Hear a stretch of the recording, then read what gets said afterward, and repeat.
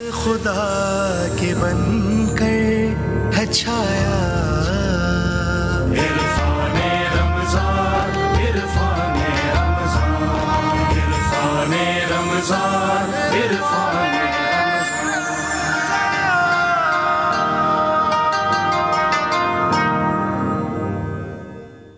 عرفان رمضان میں نصرت حارث اور اویس ربانی آپ کے ہمراہ موجود ہیں. ہماری ٹیم نے مختلف پلاننگز اس کانٹینٹ کے حوالے سے اور سیگمنٹس کے حوالے سے کی ہے، جس کے بارے میں آج تو تیسرا دن ہے.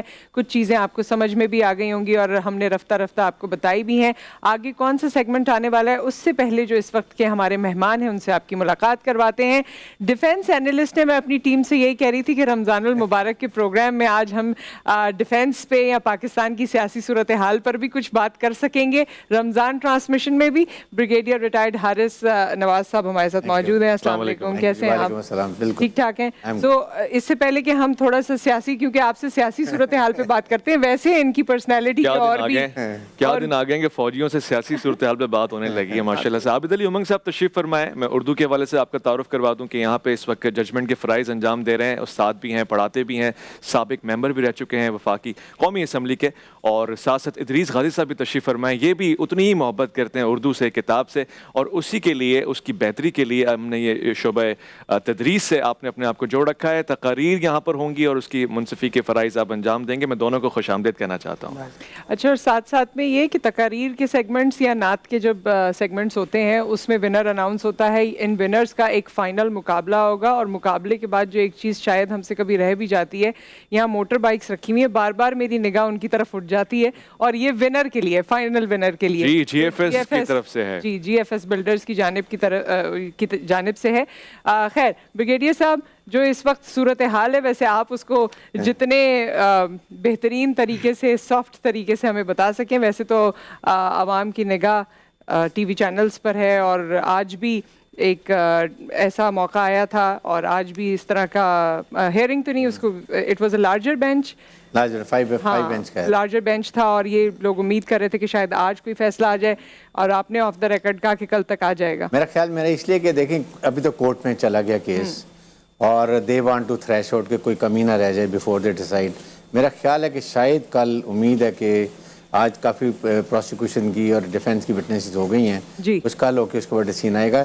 لیکن ہم یہ رمضان کے میں دعا بھی یہی کرنی چاہیے کہ وہ ڈیسیژن ہو جو پاکستان کے لیے بہتر ہو، آمین، اور اس میں لڑائی جھگڑا نہ ہو، اور اچھے طریقے سے خوش ردوبی سے حل ہو جائے. اور I think most likely nation should go to general elections, تاکہ جو پولیٹیکل پارٹیز ہیں جو اپنے اپنے وہ دے رہے ہیں، مینیفیسٹو دے رہے ہیں، تو جس کو بھی عوام مینڈیٹ دیتے ہیں وہ ود ان 90 ڈیز وہ اب جس کو بھی عوام مینڈیٹ دیں، فیئر ٹرانسپیرنٹ الیکشنز ہوں، اور اس کے بعد جو حکومت آتی ہے I think they should do good for the country. اچھا بریگیڈیئر صاحب، ہم چونکہ رمضان نشریات میں بیٹھے ہیں اور آپ کو پا کر ہم بڑی سعادت محسوس کر رہے ہیں. فوج میں عام طور سے رمضان الکریم کیسے گزرتے ہیں؟ روزوں کی کیا روٹین ہوتی ہے؟ آئی تھنک بہت ہی اچھے طریقے سے ہوتا ہے. رمضان میں خاص طور پہ ہمارے ٹروپس دیر مچ ریلیجیس مائنڈیڈ ہوتے ہیں. اچھا. اور بڑا اہتمام تراویح کا کیا جاتا ہے. صبح بالکل ریگولر ہماری خیال ریجمنٹ کے اندر ایک مسجد ہوتی ہے، اس میں کمانڈنگ آفیسرز، اس میں آفیسرز، جے سی اوز سب وہاں پر آتے ہیں. اور سختی ہوتی ہے اسی بڑی سختی ہے، کیونکہ کوک ہاؤس ہمارے بند ہوتے ہیں. اچھا. بالکل. اور ٹریننگ بھی اسی طرح ہوتی ہے. اچھا. آپ کی ٹریننگ بھی وہی سیدھا صبح سحری کر کے، پھر ہماری ٹریننگ تقریباً 9 بجے، پی ٹی نہیں ہوتی ان دنوں میں، بس باقی صبح 8 ساڑھے 8 بجے سب ٹریننگ سٹارٹ ہو جاتی ہے، اور پھر جلدی ختم ہو جاتی ہے 12 بجے. اچھا. اور اس کے بعد پھر ایوننگ گیم بھی ہوتی ہیں ضرور. بالکل سپورٹس ہوتی ہیں. روزہ نہیں لگ جاتا ہوتا؟ روزہ لگتے ہیں. They are used to it ماشاءاللہ، they are physically very fit. اور افطاری کے ٹائم پہ جنرلی ہر کمپنی اپنا اپنا روزہ کھولتی ہے. اچا. اور ارینج ہوا ہوتا ہے، ہر کمپنی کے اپنے کوک ہاؤس ہوتے ہیں. افطار میں ہمارے گھروں کی دسترخوان کی طرح بے تحاشا نعمتیں نہیں، وہاں بڑا سمپل ہوتا ہے. ظاہر ہے اس میں کھانا تو ہر ہوتا ہے، لیکن اس سے پہلے پکوڑے فوج کا ویسے ایک سسٹم ہے جو ہمیشہ چلتے ہیں. اچھا. سموسے ہو جاتے ہیں، چنا چاٹ ہو جاتی ہے، کوئی ایک میٹھی چیز ہوگی، اور اس کے بعد سب اسی طرح کھانا کھا لیں. اس کے بعد ڈنر بھی ہوتا ہوگا نا؟ ڈنر اس کے فوراً بعد کھانا. اس کے میرے خیال میں نماز کے بعد افطاری سے پہلے افطاری ہو جاتی ہے، مغرب کے اذان نماز کے بعد کھانا ہوتا ہے، اس کے بعد تراویح میں سب چلے جاتے ہیں. ان دنوں کو مس کرتے ہیں وہ جو روٹین ہے وہ بہت اتنا اچھا سسٹم ہے نا. یقین کریں if I get a second chance I will definitely go to get a command. بھائی واہ، میرا دل کر رہا ہے میں اس کو تالیاں بجا دوں. یہ پاک فوج ہے. فلائی بتا رہا ہوں. بالکل.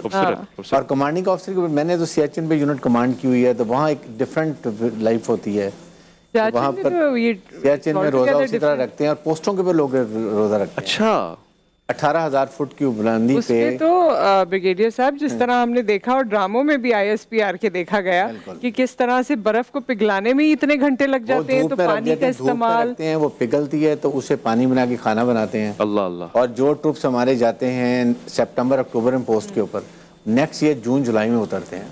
8-9 महीने छोटे से एक बंकर के अंदर रहते हैं, खाना भी खाना है उन्होंने। बीमार हो जाएंगे तो लिखा होता दवाइयों के पेट में दर्द की दवाई है, या वायरस पे अगर सोलर से चल जाए, otherwise they can't get down. कोई किसी की फैमिली में डेथ हो जाए, अल्लाह अल्लाह, कोई छुट्टी दे, नथिंग। राब्ते में रहते हैं फैमिली के साथ? No no not at all, for God से देयर इज नो क्वेश्चन। आपको जो मेल होती है अक्सर होती है कि पूरे महीने की एक दफ़ा 30 अखबार, उसके पूरी मेल हेलीकॉप्टर एक दफ़ा आता है हफ्ते में। अच्छा। वो ये मेल लेके, और उसी में पता चलता है कि जी फलां की डेथ हो गई, but they can't get down because चलने के लिए it's all snow bound area, और 25-30 ग्लेशियर्स हैं वहाँ पर, और रात को मूव करते हैं, दिन को कर ही नहीं सकते। उलट हिसाब है, क्योंकि दिन को टेम्परेचर डाउन होता है, बढ़ जाता है तो एवलांच आ जाती है। तो वो फिर रात को जब फ्रोजन टाइम उस वक्त वो मूव करते हैं, तो वो ऊपर से आना मुश्किल होता है, पर रस्से बंधे होते हैं, और फिर अगर एवलांच में दब जाए तो वो ऐसा अगर हुआ भी था लास्ट कुछ अरसे पहले भी होता है। और वो फिर होता ही है कि उसमें जब वो दब जाते हैं तो उनको अगर लेट से दिसंबर में दब गए एवलांच के अंदर, वो जब बर्फ पिघलेगी जुलाई में जाकर निकालेंगे, जरूरत का मामला, ये लोगों को अंदाजा नहीं है कि इतनी टफ। लेकिन ये लास्ट जो ये बर्फ का तोदा गिरा था, आपको याद होगा 150 लोग, 150 फौजी थे, और इट टुक मैसिव एफर्ट के, लेकिन फौज ने हर एक को निकाला। The body were dispatched to their families. तो ये बहुत लाइफ अच्छी है, लेकिन आई थिंक अल्लाह ने इंसान को इतना अडेप्टेबल बनाया ना जी, वहाँ जाके आप में इतनी हिम्मत आ जाती है कि and you have to positive mind.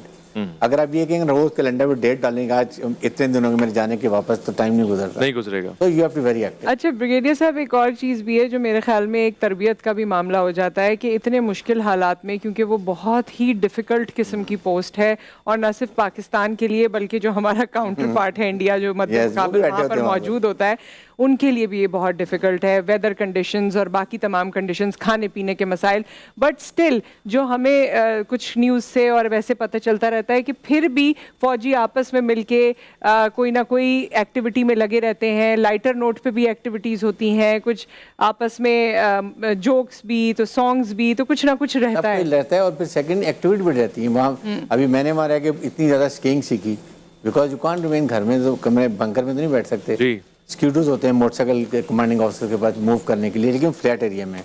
लेकिन आपको एक पोस्ट पे जाने के लिए, मैं अगर कंपनी में जा रहा हूँ स्नो बाउंड एरिया में, it take me 36 to 48 hours I walk on foot.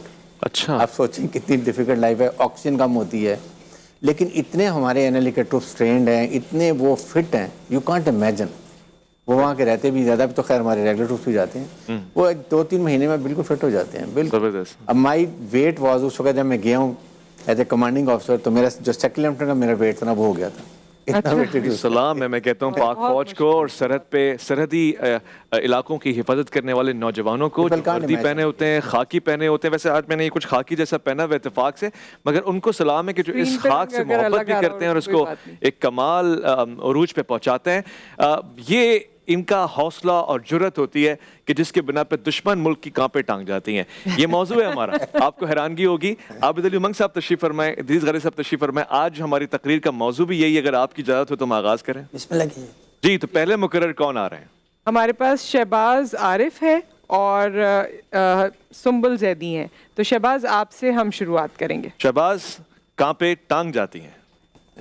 जनाबे वाला, डीजल बंगाली का नाम सुनकर मेरी कांपे टांग जाती हैं, क्योंकि अहलिया बीवी को कहते हैं।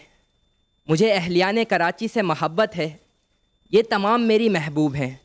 अगर मुझ ऐनक वाले जिन ने डीजल बंगाली से रब्ता कर लिया तो मेरा क्या होगा कि कर दे महबूब पे आपका सहर तारी डीजल बंगाली। जनाबे वाला, कुछ सालों पुरानी बात है, हमारे मोहल्ले के एक थानेदार थे। वो अपने बूट और सोटी के ज़ोर पे रौबदार थे।